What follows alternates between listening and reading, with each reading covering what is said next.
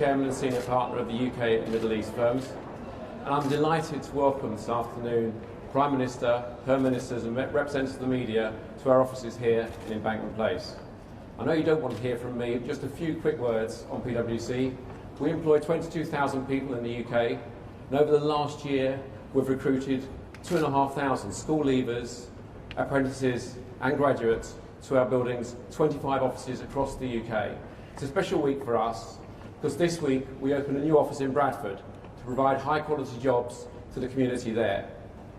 Like all business leaders, we crave certainty and stability, and therefore I'm delighted to ask the Prime Minister to the platform now to speak about Brexit. Thank you very much.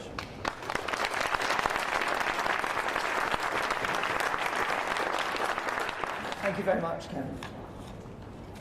I became Prime Minister almost 3 years ago, immediately after the British people voted to leave the European Union.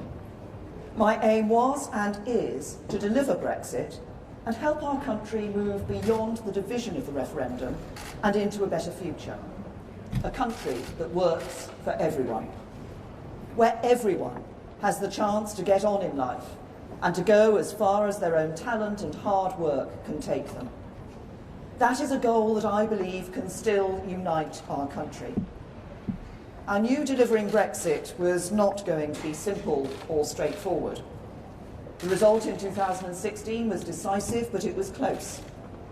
The challenge of taking Brexit from the simplicity of the choice on the ballot paper to the complexity of resetting the country's relationship with 27 of its nearest neighbours was always going to be huge. While it has proved even harder than I anticipated, I continue to believe that the best way to make a success of Brexit is to negotiate a good exit deal with the EU as the basis of a new deep and special partnership for the future.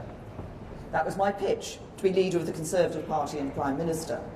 That is what I set out in my Lancaster House speech, and that was what my party's election manifesto said in 2017. That is in essence what the Labour Party's election manifesto stated too. And over 80% of the electorate backed parties which stood to deliver Brexit by leaving with a deal.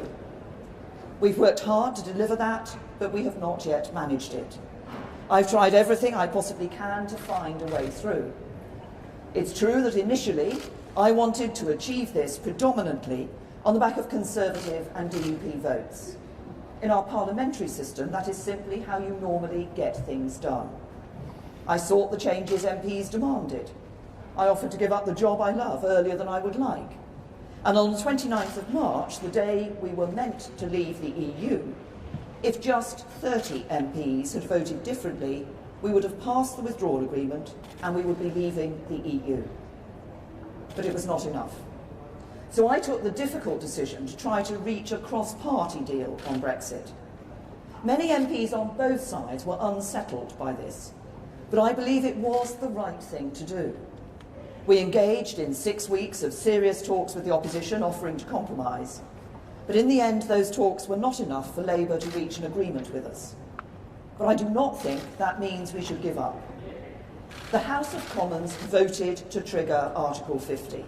And the majority of MPs say they want to deliver the result of the referendum. So I think we need to help them find a way. And I believe there is now one last chance to do that. I've listened to concerns from across the political spectrum. I've done all I can to address them. And today I'm making a serious offer to MPs across Parliament, a new Brexit deal. As part of that deal, I will continue to make the case for the Conservative Party to be united behind a policy that can deliver Brexit. 9 out of 10 Conservative MPs have already given the withdrawal agreement their backing, and I want to reach out to every single one of my colleagues to make the very best offer I can to them. We came together around an amendment from Sir Graham Brady, and this gave rise to the work on alternative arrangements to the backstop. Although it's not possible for those to replace the backstop in the withdrawal agreement, we can start the work now to ensure they are a viable alternative. So as part of the new Brexit deal, we will place the government under a legal obligation to seek to conclude alternative arrangements by December 2020, so that we can avoid any need for the backstop coming into force. I've also listened to unionist concerns about the backstop, so the new Brexit deal goes further to address these. It will commit that, should the backstop come into force, the government will ensure that Great Britain will stay aligned with Northern Ireland. We will prohibit the proposal that a future government could split Northern Ireland off from the UK's customs territory. And we will deliver on commitments to Northern Ireland in the December 2017 joint report in full. We will implement paragraph 50 of the joint report in law. The Northern Ireland Assembly and Executive will have to give their consent on a cross-community basis for new regulations which are added to the backstop. And we will work with our confidence and supply partners on how these commitments should be entrenched in law. This new Brexit deal contains significant further changes to protect the economic and constitutional integrity of the United Kingdom and deliver Brexit. It is a bespoke solution that answers the unique concerns of all parts of the community in Northern Ireland. But the reality is that after 3 attempts to secure parliamentary agreement, we will not leave the European Union unless we have a deal that can command wider cross-party support. And that is why I sat down with the opposition.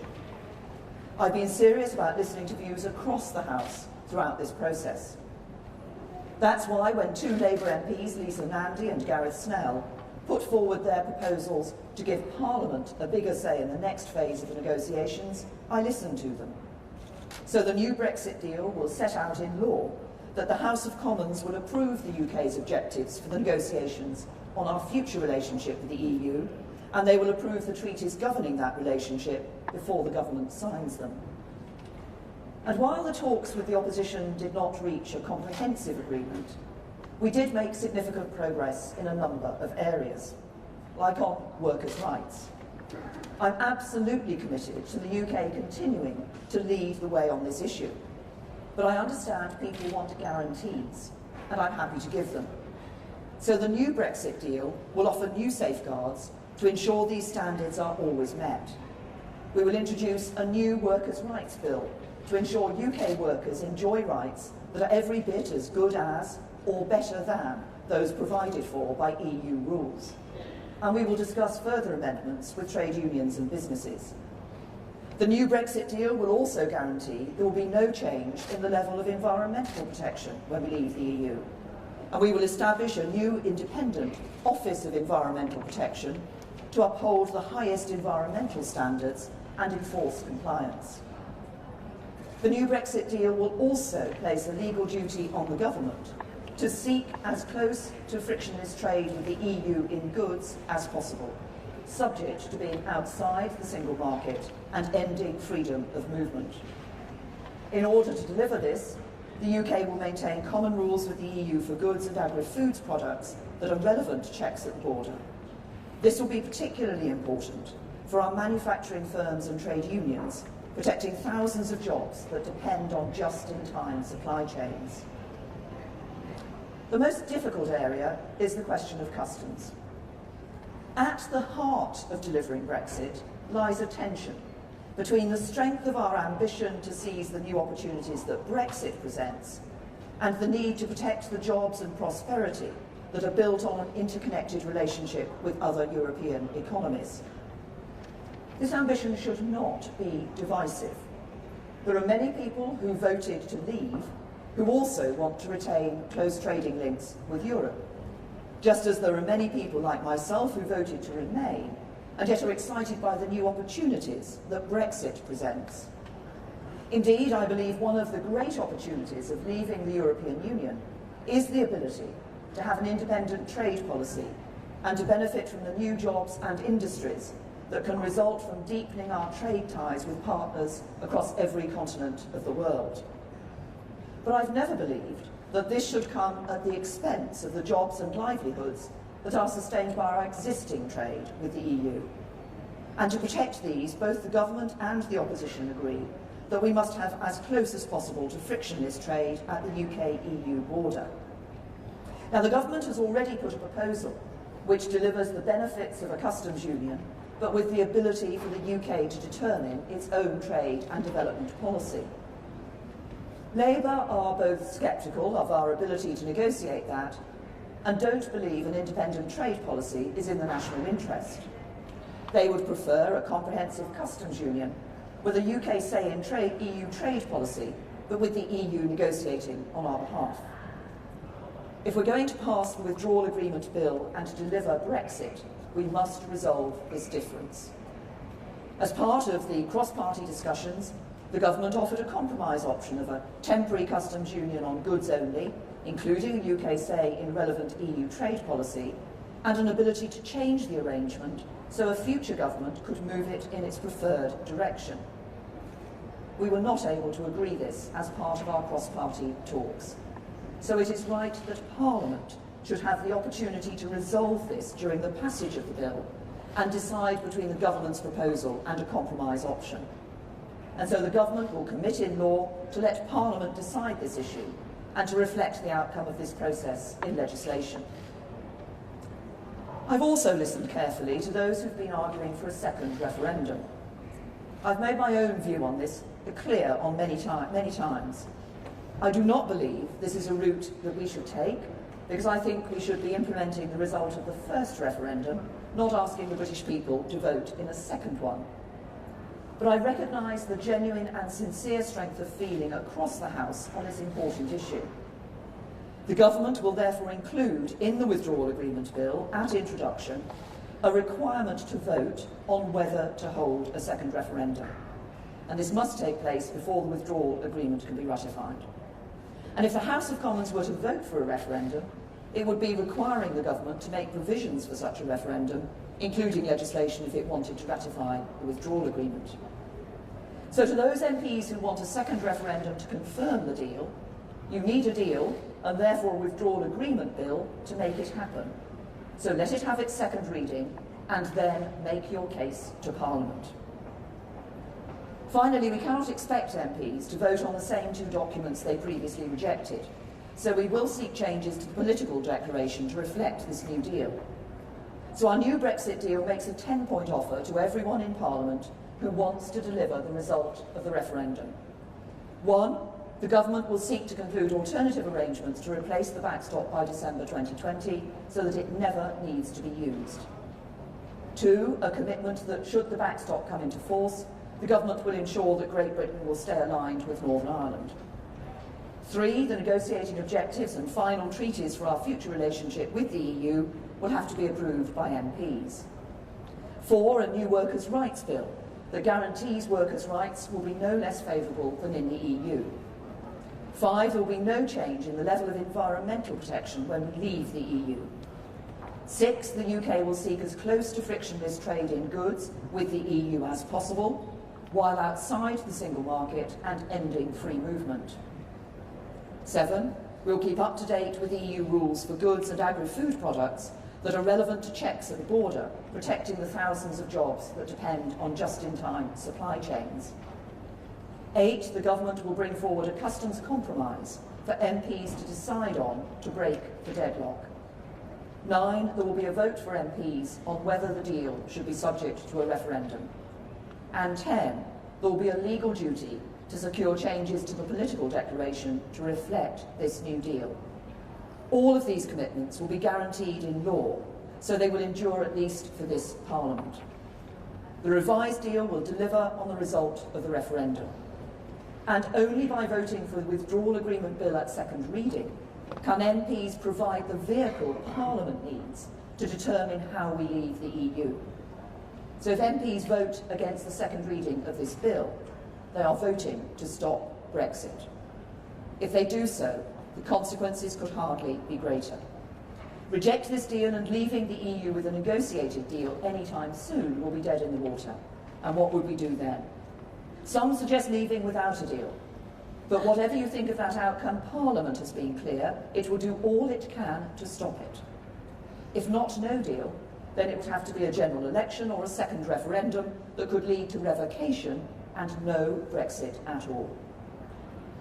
Who believes that a general election at this moment, when we've still not yet delivered on what people instructed us to do, is in the national interest?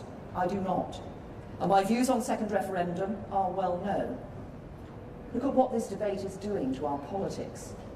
Extending it for months more, perhaps indefinitely, risks opening the door to a nightmare future of permanently polarised politics. Look around the world and consider the health of liberal democratic politics. And look across the United Kingdom and consider the impact of failing to deliver on the clear instruction of the British people in a lawful referendum. We do not have to take that path. Instead, we can deliver Brexit. All the changes I've set out today have the simple aim of building support in Parliament to do that. I believe there is a majority to be won for a Brexit deal in the House of Commons. And by passing a deal, we can actually get Brexit done and move our country forwards. If we can do so, I passionately believe that we can seize the opportunities that I know lie ahead. The world is changing fast. Our young people will enjoy opportunities in the future that my generation could never have dreamed of. This is a great time to be alive. A great future awaits the United Kingdom. And we have all we need as a nation to make a success of the 2020s, the 2030s. But we will not do so as long as our politics remain stuck in an endless debate on Brexit. We all have to take some responsibility for the fact that we're in this impasse. And we all have a responsibility to do what we can to get out of it. The biggest problem with Britain today is its politics, and we can fix that. With the right Brexit deal, we can end this corrosive debate. We can get out of the EU political structures, the Parliament, the Commission, the Council of Ministers, that are remote from our lives, and put our own Parliament back in sovereign control of our destiny. We can stop British laws being enforced by a European court, and instead make our own Supreme Court genuinely supreme. We can end free movement and design an immigration system based around skills that work for our economy and society. We can stop making vast annual payments to the EU budget and instead spend our own money, our own priorities, like the NHS. We can get out of the common fisheries policy and the common agricultural policy, design our own systems around our own needs and resources. We can do all of these things. And by leaving with a deal, we can do so much more besides. By reaching an agreement with our EU trading partners, we can keep tariff barriers down and goods flowing friction-free across borders, protecting jobs and setting our firms up for future success. We can guarantee workers' rights and environmental protections. With a deal, we can keep our close security partnerships and keep working together to keep people safe. We can ensure that the challenge of the land border between Northern Ireland and Ireland is met in a way that works for people on both sides. This is a huge opportunity for the United Kingdom. Out of the EU, out of ever closer union, free to do things differently. And doing so in a way that protects jobs, protects our security, maintains a close relationship with our friends, and works for the whole United Kingdom. It is practical, it is responsible, it is deliverable. And right now, it is slipping away from us. We risk losing a great opportunity. This deal is not the final word on our future relationship with the EU. It is a stepping stone to reach that future. A future where the people of the UK determine the road ahead for the country we all love. This deal lays the groundwork and settles many of the core issues.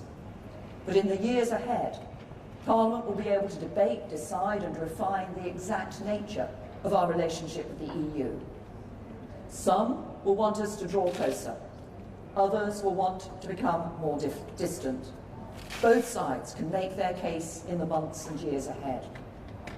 The key thing is, decisions will be made not by MEPs or commissioners or the EU Council, but by the United Kingdom Parliament elected by the British people.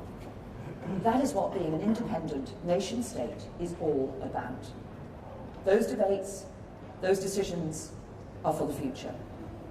What matters now is honouring the result of the referendum and seizing the opportunity that is right before us. So we are making a new offer to find common ground in Parliament. That is now the only way to deliver Brexit. Over the next 2 weeks, the government will be making the case for this deal in Parliament, in the media and in the country, on what is best and right for our country now and in the future, and on what the majority of British people of all political persuasions want to see happen. Tomorrow I'll make a statement to the House of Commons, and there will be opportunities throughout the bill for MPs on all sides to have their say. But I say with conviction to every MP of every party, I have compromised, now I ask you to compromise too. We've been given a clear instruction by the people we are supposed to represent. So help me find a way to honour that instruction, move our country and our politics forward, and build the better future that all of us want to see. Thank you.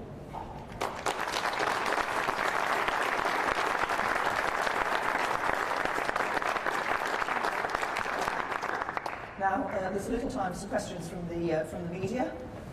Who's going? Laura? Thank you, Prime Minister. Laura Kunsberg, BBC News. As you said at the beginning of your speech, you've had nearly 3 years, but the opposition parties have already said they will not vote for this deal. Isn't it simply too late now for you to be offering a compromise, and many MPs simply don't want to listen? And secondly, can you confirm that if this bill is lost, you will resign? Well, on the second part of your question, Laura, that was last week's news, and I set out with Agenda 22 what will be happening. On the first point that you make, I would say to every MP, and I've set this out today, I'll make a statement in the House of Commons tomorrow, we will be publishing the bill. Wait and look at the details of the bill, and think about the importance of delivering Brexit, because this is the way that we can ratify an agreement and ensure that we leave the European Union. That must be at the forefront of our thinking. As I said, I think this is the opportunity we have to do just that. So look at the details of this bill. So I say I've compromised, I think I ask others to compromise too, so that together we can do what the British people voted for in the referendum and leave the EU. Beth. Prime Minister, whatever happens now with your Brexit bill, you have promised to stand down as Prime Minister. Would you like to see a Brexiteer replace you, or do you think that that would just prolong the polarisation of politics that you've just spoken of? Nice try, Beth, but my view is I'm not going to comment on the future leadership election. That will be a matter for the Conservative Party in all of its parts. Who have we got? Did I see? Let's see, Robert. Prime Minister, Alec, I'm over here. Yes, Alec. yes. Don't worry, I'm just scanning the other. Sorry, I'll give you my full attention. Pleasure, Robert. The pleasure's not awaiting you. You have said, you've said, Prime Minister, that you will give MPs the opportunity to vote on whether to have a so-called confirmatory referendum. Does that mean you are giving a commitment that if they vote for that referendum, there will be a referendum? And you've also said that you will give MPs a vote on whether the UK should remain in a permanent customs union without the ability to negotiate trade deals with other countries. Again, is this a commitment that if they vote for that, that is what a Conservative government would negotiate? Well, as I said in the speech, obviously, as we take these issues through the House of Commons, what the House of Commons will be saying is what they want to see in the final bill. And if you want a deal, it's about ratifying the bill. But I do have to pick you up, Robert, on the fact that you said that I had said there would be a compromise solution of a permanent customs union on the table. No, I didn't. I said a temporary customs union, which would enable a future government to take the customs arrangement in whichever direction it wished to do so. Francis?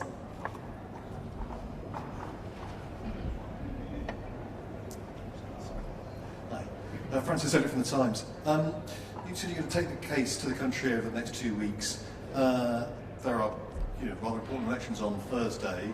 when will we actually see the bill, 37 clauses, and the new? Are you committing to publishing the bill before recess? We'll be publishing the bill in the next few days, and as I say, I would ask people to wait and look at the details of what is in the bill. As I say, this is the opportunity that people have to deliver on Brexit. What does the bill do? It enables us to get out of the EU. It enables us to take back control of our money, our borders and our laws. I think that's what people voted for. That's what this bill would enable people to do. Pippa? Thank you. Pippa Carrera from The Mirror. Prime Minister, you came into number 10 promising to deliver Brexit and to put the issue of Europe to bed once and for all for the Conservative Party. How successful do you think you've been in doing that? Well, patently obviously, I just said in my speech that I haven't yet delivered Brexit. This is about, what I'm doing today, is about setting out what I believe is a new Brexit deal that can command a majority across the House of Commons and that can enable us to do just that. Because it's not just my responsibility to deliver Brexit, I believe it's the responsibility of the whole of the House of Commons to deliver Brexit. We gave the British people the choice in the referendum. The House of Commons, the government at the time said it would abide by the decision. The House of Commons voted to trigger Article 50. The House of Commons passed the initial Withdrawal Act that set the scene for us being able to withdraw when we had a deal, and the legislation would be new legislation would be necessary to put that deal into place. And now we have the opportunity of confirming that Brexit by passing this bill. I'll take one last question from Jason.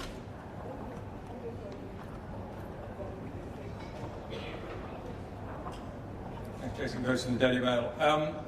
Some of your colleagues seem to be opposed to this, not because necessarily what's in it, but because it's you who's doing the asking. What do you say to those who now think it's your duty and in the national interest for you to step aside and let someone else have a go before this whole thing gets even worse? Well, on that issue of myself, as I said to Laura, you know the situation as was set out last week following my discussions with Chairman of 22. But look, what I say is this isn't just about me. If it was just about me and how I voted, we'd already have left the European Union. Actually, this is about a responsibility across the whole of the House of Commons for us to come together and find a way of delivering on the instruction people gave us. People want us to leave the EU, we need to deliver that. This deal enables the House of Commons to do that, to come together, to support the withdrawal agreement bill and ensure that we leave the European Union. Thank you.